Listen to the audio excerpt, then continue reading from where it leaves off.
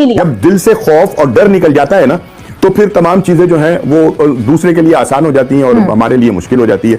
हमने देखा कि कौन सा ऐसा खिलाड़ी है इस वक्त टीम के अंदर कि जिसने ये प्रेशर लेने की कोशिश की हो या अपनी जिम्मेदारी निभाने की कोशिश की हो। पाकिस्तानी जो क्रिकेटर्स हैं, इन क्रिकेटर्स के कपड़े उतरवाएं और शॉर्ट्स में, निकर्स में इनकी आप सिर्फ बॉडी को देखें तो आपको पता चल जाएगा कि कौन सा खिलाड़ी कहां कहां पर उसने टेपें लगाई हुई हैं, कहां कहां पर जनाब उसने पट्टियां लगाई हुई हैं, किस तरीके से उसने अपने आप को कपड़ों के अंदर, वर्दी के अंदर छुपाया हुआ है कि वो इंजर्ड है, लेकिन वो भैरू की ढकोसला नहीं बताता कि वो इंजर्ड है, ताकि ये जो माल बनाने का और ये जो कैमरे के सामने, टीवी के सामने रहना है, ये उसका कहीं ना छिन जाए। फॉरेन प्लेयर जो बाकी हैं, जो गोरे हैं, वो शाहीन शाह अफरीदी से अच्छे बॉलर हैं या बाबर आजम से अच्छे बैटर हैं या रिजवान से अच्छे बैटर हैं। ये आप देखेंगे 15-16 करोड़ में जो बिका है सबसे महंगा, अगर वो पाकिस्तानी क्रिकेटर्स को उसकी इजाजत होती ना बाखरी साहब, तो शाहीन शाह अफरीदी या बाबर आजम मेरे ख्याल से वो नंबर 1 आते और सबसे महंगे तरीन क्रिकेटर होते। इन घंटों की परफॉर्मेंस ही नहीं है। जो प्लेयर भाई देश के लिए नहीं खेल सकता, जो प्लेयर जो है ना भैया पाकिस्तान के लिए परफॉर्मेंस ही नहीं कर सकता, तो उसको भाई लीग वाले क्या घंटा लेंगे, मुझे बताओ। हम अनप्रिडिक्टेबिलिटी पे चलते थे, एक दिन अच्छी परफॉर्मेंस आती थी तो अगले दिन बुरी आती थी, फिर उससे अगले दिन हम बिल्कुल अच्छे हो जाते थे। तो वो अनप्रिडिक्टेबिलिटी, कॉर्नर टाइगर्स, इस तरह के टैक्स थे। But over the period of time ये रेगुलरिटी में होने लगा है कि हमारी अनप्रिडिक्टेबिलिटी खत्म हो गई है, हम इसी तरह डिसमिसल और डिफेंसिव अप्रोच के मालिक हो गए। वो क्रिकेटर जो पाकिस्तान क्रिकेट टीम की तरफ से खेलते रहे, जब पाकिस्तान क्रिकेट टीम की तरफ से हालिया खेल के हटे, वर्ल्ड कप में भी खेले, उनको भी बिग बैश ने सिलेक्ट नहीं किया। और वो क्रिकेटर जिसको पाकिस्तान टीम ने नहीं रखा था, उस आमिर के मैं जिक्र कर रहा हूं, उनको बिग बैश ने सिलेक्ट किया। अब बाबर आजम साहब ने अपना नाम ड्राफ्ट में तो डाल दिया। अच्छा, भाई साहब को खुद को भी क्या नाम है, खुद भी पता था कि मुझे कोई नहीं लेगा, लेकिन फिर भी भाई साहब ने अपना नाम रजिस्टर्ड करवाया था। समझ नहीं, आप किस मुंह से आप बीबीएल के अंदर अप्लाई कर रहे हो भाई? क्या लगता है आपको कि आपने पाकिस्तान को क्या दिया जो आप बीबीएल में जाकर कर लोगे? और बहुत अच्छा किया उन्होंने एक प्लेयर को भी। उन्होंने कनाडा के प्लेयर लिए हैं, उन्होंने नेपाल का प्लेयर लिया है, उन्होंने यूएसए का प्लेयर लिया है, पाकिस्तान का प्लेयर नहीं लिया। हारिस रऊफ की बहुत एडवर्टाइजमेंट हुई थी पिछले बीबीएल में। वो मैचेस वो मेरा ख्याल है 4-5 ही खेला था, इतनी उसकी विकेटें हैं हारिस रऊफ की। और इकोनॉमी भी मेरा ख्याल है उसकी कोई 7-8 की थी, इतनी ही थी, 7-8 की थी। लेकिन वो हारिस रऊफ को इस दफा उन्होंने भी कहा नहीं भैया 4-5 मैचेस वाला प्लेयर नहीं चाहिए। ये चल रहा है बीबीएल। थोड़ी देर पहले बिग बैश का जो ड्राफ्ट आया उसमें किसी पाकिस्तान के खिलाड़ी को नहीं दिया गया। आप मजाक कर रहे हैं दुनिया की लीग के साथ। ये पाकिस्तान क्रिकेट की जग हंसाई हो रही है, ये पाकिस्तान क्रिकेट के साथ मजाक हो रहा है, ये पाकिस्तान क्रिकेट की जग हंसाई है। अच्छा, क्रिकेट बोर्ड को ये सोचना चाहिए, ये जो लोग काम कर रहे हैं क्रिकेट बोर्ड के अंदर, खासतौर पर उस्मान बाला साहब, भाई इनको ये बताना चाहिए कि ये पाकिस्तान के ताल्लुकात खराब कर रहे हैं दुनिया की लीग के साथ। आप भी लीग करवाते हैं, इस तरह आपके साथ भी लोग मजाक करेंगे। इसलिए नहीं बुलाया, बिग बैश में इसलिए नहीं बुलाया, उन्होंने कहा क्लैरिटी नहीं है कि आपके खिलाड़ी फुल सीजन के लिए आएंगे नहीं, एनओसी देकर विड्रॉ कर लेंगे। भाई आप इस तरह अपने ताल्लुकात खराब कर रहे हैं, पाकिस्तान सुपर लीग का ब्रांड खराब हो जाएगा, ऐसे ना करें। जब पिछले साल बीबीएल मैच स्टार्ट हुआ था भाई, लीग स्टार्ट हुआ था दिसंबर में, तो भाई वो पाकिस्तानी प्लेयर एक भी नहीं वहाँ पे पिक किया गया, सारे के सारे जो है यहाँ पे अनसोल्ड चले गए। पर उससे सबक उन्होंने नहीं लिया, दोबारा से भाई बिग बैश जो लीग है दिसंबर में स्टार्ट होने वाली, पर ड्राफ्ट अभी से निकाले जा रहे हैं। पाकिस्तानी प्लेयर ने दोबारा से वहाँ पे अपना नाम दिया है और दोबारा से खबर निकल के आ रही है कि भाई एक भी पाकिस्तानी प्लेयर उनके हिसाब से जो स्टार हैं उनको फिर से बीबीएल वालों ने लात मार के बोल दिया कि भाई आपकी यहाँ कोई जगह नहीं है। और कौड़ियों के भाव भी पाकिस्तानी प्लेयर को कोई भी नहीं खरीद रहा है। अब इस सब का जो जिम्मेदार है पाकिस्तानी मीडिया, उनके एक्स क्रिकेटर तनवीर शोएब अख्तर जितने भी हैं, वो सब ये कह रहे हैं कि भाई बीसीसीआई की वजह से ऐसा हो रहा है, पाकिस्तानी प्लेयर को बीबीएल में नहीं खरीदा जा रहा है। तो सबसे पहले आप कुछ रिएक्शन चेक करें और मैं आपको वीडियो के एंड में मिलता हूँ। आसिफ अली वो 150 छक्के एक दिन में, मैं 150 छक्के मारता हूँ, unsold. Shaheen Shah Afridi unsold, Babar Azam unsold, lipstick bullet actor unsold, Imamul Haq घंटे के तुझे पाकिस्तान में को खिलाता है T20 जो तूने बिग बैश में अपना नाम दिया हुआ था, तो मतलब शादाब खान अनसोल्ड, सारे ही अनसोल्ड गए हैं। मोहम्मद नवाज अनसोल्ड, इब्रार अहमद अनसोल्ड, मतलब किसी फखर जमान अनसोल्ड, किसी एक को भी नहीं खरीदा उन्होंने, तो लात मार दिया। बाबर आजम को पुरकरा दिया, रिजवान को नहीं लिया यार, शादाब खान अनसोल्ड गया है, आप अंदाजा लगा लो। ठुड्डा मार दिया उन्होंने सारी इनकी शक्ल के ऊपर। हम पाकिस्तानी शाहीन अफरीदी आईपीएल में 100 करोड़ का बिकेगा, बाबर आजम 200 करोड़ का बिकेगा। ओ भाई बिग बैश में क्यों नहीं फिर इनको लिया?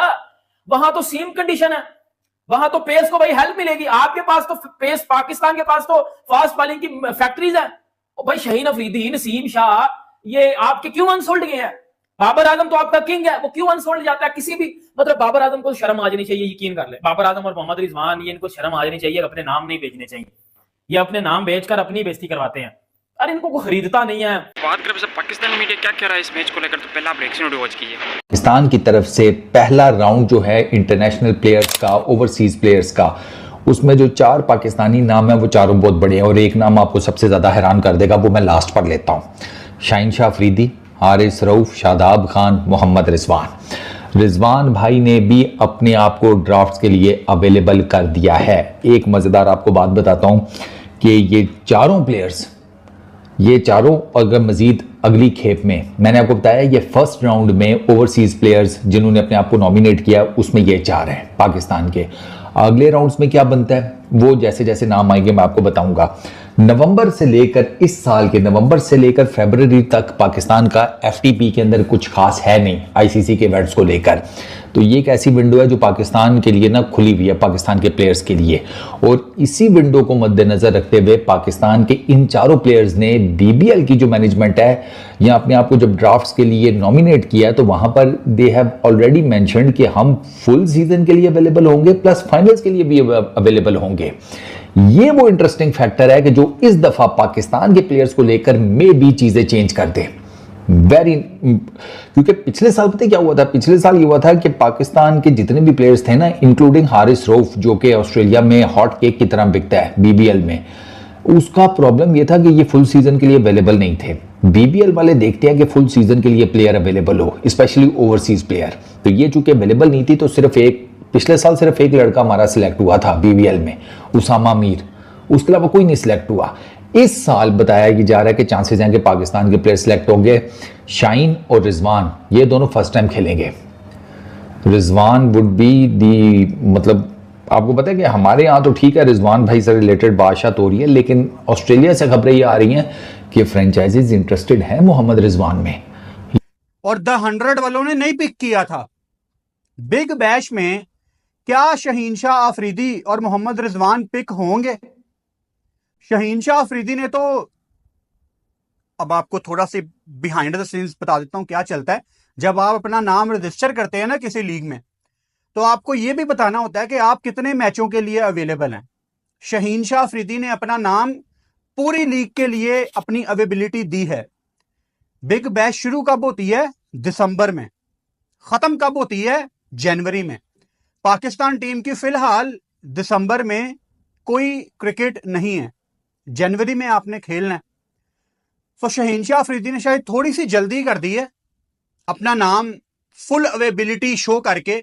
मुझे लगता है कि उनको जब टाइम आएगा आप देखेंगे, अगर वो बिग बैश में चले भी जाते हैं तो उनको पीसीबी थोड़ा पहले वापस बुला लेगा, वो एक अलग टॉपिक है। मोहम्मद रिजवान मतलब बहुत अनलाइकली है कि मोहम्मद रिजवान बिग बैश में पिक हो। अगर आप बिग बैश की हिस्ट्री भी देखो ना, तो बिग बैश कोई बहुत ज्यादा इंटरनेशनल प्लेयर्स को ऑन बोर्ड नहीं करता होगा। आपने यहाँ पे पाकिस्तानी जो प्लेयर हैं, जो उनके बाबर आजम, चाहे वो रिजवान हो, चाहे वो शायद अफरीदी हो, जो भी है उनका बाबर आजम, वो उनकी इतनी गंदी परफॉर्मेंस होती है T20 में कि कोई भी लीग उन्हें पिक नहीं करता। उनको पता है कि भाई ये T20 को टेस्ट की तरह खेलेंगे या फिर वनडे की तरह खेलेंगे और उनकी टीम हार जाएगी। इस वजह से पाकिस्तानी प्लेयर को किसी भी लीग में नहीं खरीदा जाता और बिग बैश लीग वालों ने दोबारा से इन सबको लात मार दी। पर कुछ ऐसे क्रिकेटर हैं पाकिस्तान के जो रिटायर हो चुके हैं, वो ये कहते हैं कि ये जो कुछ भी हो रहा है पाकिस्तानी प्लेयर के साथ या उनके क्रिकेट के साथ, इन सब में भारत का हाथ है और BCCI या फिर जय शाह ये नहीं चाहते हैं पाकिस्तानी क्रिकेट आगे बढ़े या फिर उनके प्लेयर को किसी भी लीग में जो है कोई भी क्रिकेट टीम पिक करे। तो इसलिए दोबारा से पूरे पाकिस्तानी क्रिकेट जो उनके प्लेयर हैं उनको लात मार के BBL वालों ने बाहर कर दिया। अब आपकी क्या राय है कमेंट्स करके बताना और मैं आपको मिलता हूँ एक न्यू वीडियो में।